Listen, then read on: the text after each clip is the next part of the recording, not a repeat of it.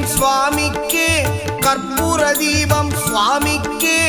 ஐயப்பன்மார்கள் கூறிக்கொண்டு ஐயனை நாடி சென்றிடுவார் சபரிமலைக்கு.